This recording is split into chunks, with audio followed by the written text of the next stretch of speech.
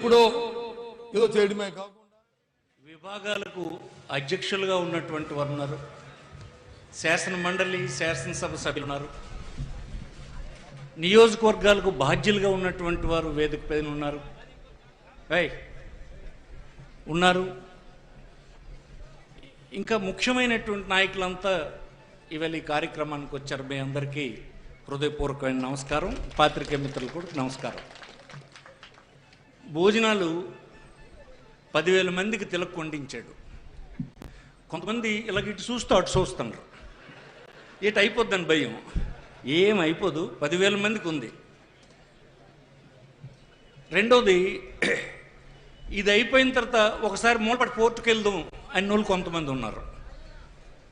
ఈవేళ మనం వెళ్ళకూడదని నిర్ణయించుకున్నాం. అలాగే మనం పోలీసుకి కూడా మాట ఇచ్చాము, ఈవేళ మనం వెళ్ళము, ఇంకో రోజు ఆ కార్యక్రమం పెడదాం. ఈ అనుమతి తీసుకున్నప్పుడు అటు వెళ్ళమని మనం అన్నాం కనుక మనం వెళ్ళం, అంతే. మళ్ళీ దాన్ని వేరేగా ఇంకోసారి పెడదాం. మూడోది, నేను ఎప్పుడు చెప్తుంది ఒక్కటే,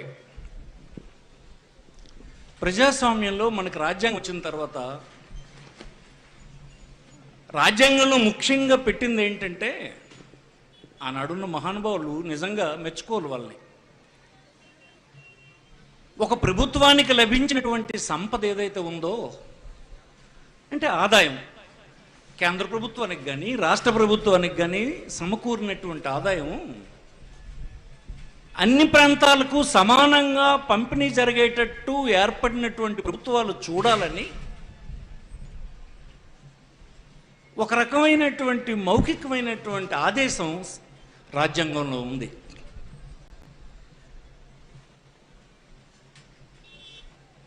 అయితే ప్రజలు అనుకున్నటువంటి ప్రభుత్వాలు ఏర్పడిన తర్వాత చిత్తశుద్ధి లేనటువంటి ప్రభుత్వాలు కొన్ని మనలాంటి నోరు లేని ప్రాంతాలకు అన్యాయం చేస్తూనే వచ్చారు. అందుకే మనం ఈ ఎండల్లో మా పోర్టు చేయండి, మా ప్రాజెక్ట్ చేయండి, కాకపోతే మా ఈ పని చేయండి అని బతిమాలుకోవాల్సి వస్తుంది, లేకపోతే పోరాటం చేయాల్సి వస్తుంది. మేము అడుగుతామంటే మేము అక్కడికి వెళ్ళలేము అని బెదిరిస్తున్నారు. ఇవన్నీ ఎందుకు వచ్చినాయంటే, ఆ రాజ్యాంగంలో ఉన్నటువంటి మాటని అనుసరించి పనిచేసే ప్రభుత్వాలు లేవు.